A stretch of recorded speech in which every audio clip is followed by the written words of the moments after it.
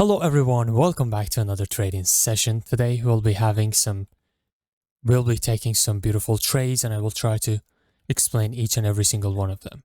This is going to be my first trade. This is based off common point of rejection.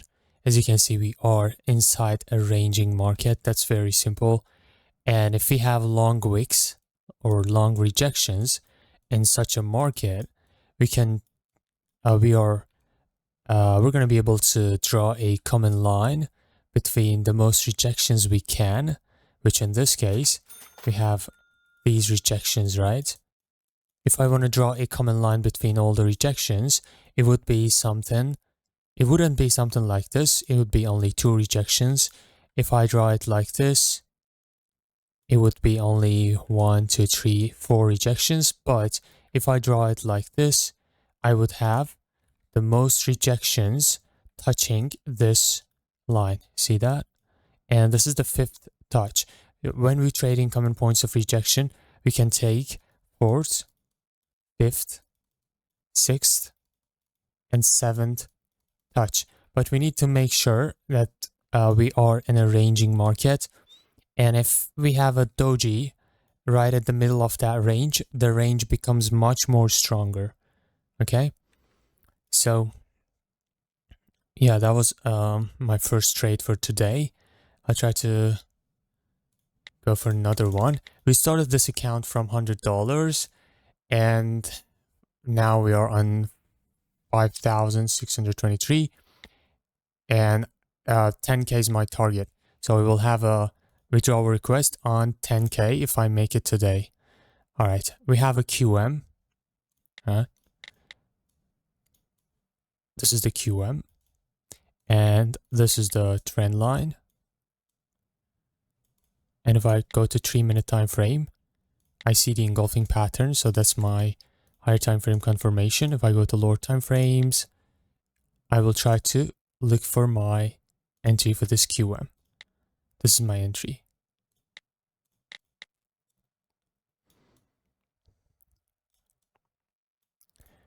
There we go. From next week, I will try to post much more. I will try to have much more trading sessions. Recently, I've been so distant and I was so busy with creating something huge that I will announce. And yeah, so I will try to increase my trading sessions and post more videos on it because I literally post my every single session. All right, I'm waiting for this candle to come into my entry. The moment it touches this red zone, I will get into the trade. For now, it's getting rejected from this supply zone, but my safer entry is up here and another one up here. But since this one is on the 3rd touch of this trend line, I would trust this much more. Also, we have this one. See? Market structure. And now it's in line with the QM zone. So I would take this trade. Unfortunately, it didn't really come to my zone on the first try. Probably on the second try, I will take it. So I'm just going to keep moving. All right. All right, let me just go to lower time frame real quick. All right, I want to take this. Let's go.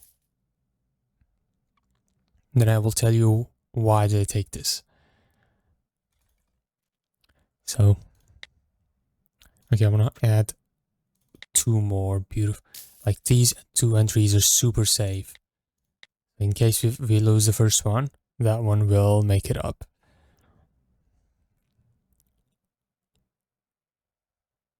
Yeah, I'll tell you why I take this. Okay, so if you look at this chart, okay, it's moving like this, right? It's moving like this in a major ranging market. If we zoom in, you'll see the market looks like this. It exactly looks like this. Okay. Now, we have a support area here, which is broken. If you look closer now, if you zoom in, you'll see that we have this support broken. See, first touch, second touch, third touch, reaction, and then it's broken, right? So we can say that there's a decision point right here. And if I zoom in more, you'll see this little demand area, which is strongly being broken by this candle. So once we have our demand area strongly broken in the opposite direction, it's signaling something. Because in trading and in technical analysis and, basic trading strategies, when we have a support area broken, I'm sure all of you have heard this. This is classic price action, right? When we have support area broken, it turns to a resistance area, right? So once we had this broken again, it turns to support area. Okay, this is how market works. This is also true for supply and demand. So when we have a demand, right, just like that, broken strongly, it becomes a supply area. So next time, price will be able to react from somewhere here. Okay, it will be supply, not a demand anymore, especially if this is in line with decision point. Okay. All right, I'm going to just move on to the next trade. Oh my God, this is beautiful, but I will take it very small, 250, because it's already late and this is only a gap down. I don't see any other reason. Okay, I see that. I see this QM again, like the first trade. Okay, I'm going to take this and then I will check the QM. I'm taking this only because of gap down, because gap down is always in the favor of buyers, but it's not a setup. That's why I'm taking it very small, just to control risk. If you don't have a good setup, you take it very small. That's the only tool you have to reduce your risk. All right, we have this engulfing pattern in 5-minute time frame, which is the higher time frame. We go back to 1 minute, and then we see this QM setup. Right, low, high, lower low, and then higher high. This is called QM pattern. Once we found the QM pattern and we check the higher time frame confirmation and we saw the engulf, we go to lower time frame. Go to lower time frame and we try to find a demand area right below the zone. If the QM setup is buy, we look for the demand in the below the zone, and if that's a sell, we look for it above. Okay, so this is the entry for this QM. Okay, once the price comes to this zone, you enter the trade. You need to make sure you are on flag mode and this third part of your timer on 0, because if this is on something like this or any other number, your trade will not close exactly when the candle closing. If you want your trade to close exactly when the candle closing, just like mine, make this 0 and put this on +1 and enable this one. You're fine then. Okay, so once you detect this zone, you'll be able to take the trade once the price touches this zone. And if you look back, you will see that, oh, we have also a huge gap down. This is already a confirmation that the next candle will be a green one. So it's even better if I go and find the entry for QM and take my trade right here. That's an extra confirmation. Okay, I took this with 250 because when I was taking this trade, I hadn't this QM checked. So I didn't know if you have entry or something. I took this only because I saw the gap down. That's why I took it very small.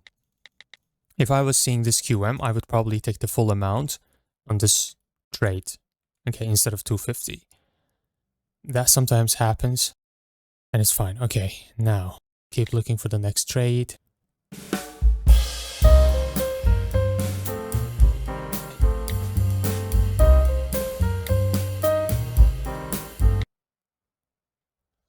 All right, see, we have a major uptrend, and then we have minor downtrend. This is a downtrend, and then we have this Doji right at the middle. Now we're in the ranging market. Have the possibility to take a common point of rejection trade But since this is minor downtrend, I would probably avoid it. And I can probably trust this doji, but I avoided the common point of rejection would be on this one because it's risky. It could drop and keep going. Basically do the same thing down here.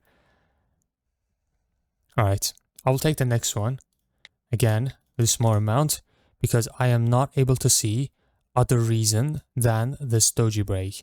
So this trade is only based on doji trade, and I hope I see some kind of gap up or okay, I take it right here.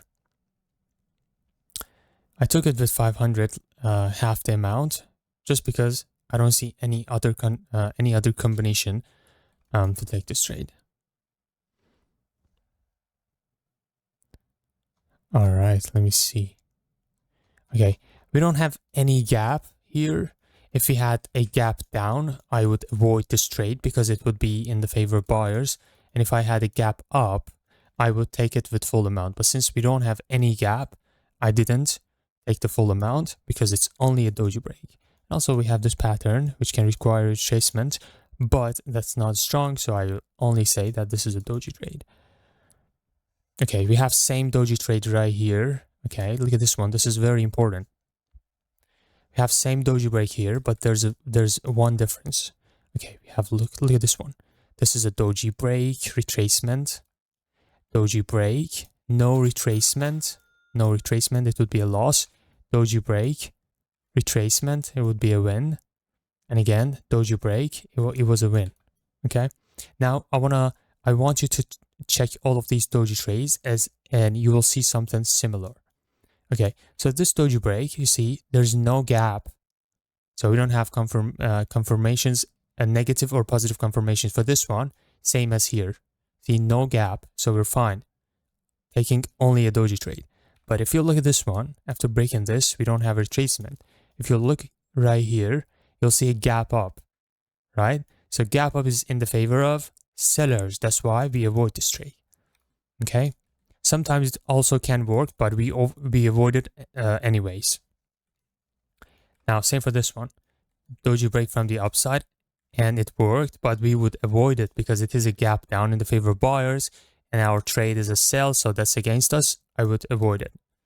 Now, we broke this doji again, but this time we don't have a gap, so we're fine. If we had a gap up, it would be even better because it would be a positive confirmation, right? So the gaps are important. And now look at this one. We break the doji again from the downside. See that?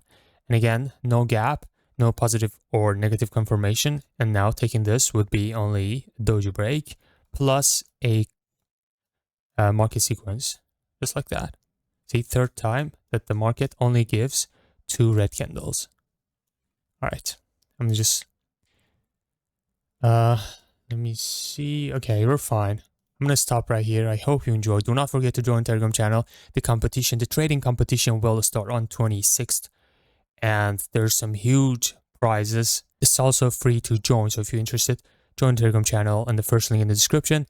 And stay tuned. Look at this huge gap, man. All right, I'm not going to take this. Thank you for watching and peace out. To see gap up in the favor of sellers. Peace out.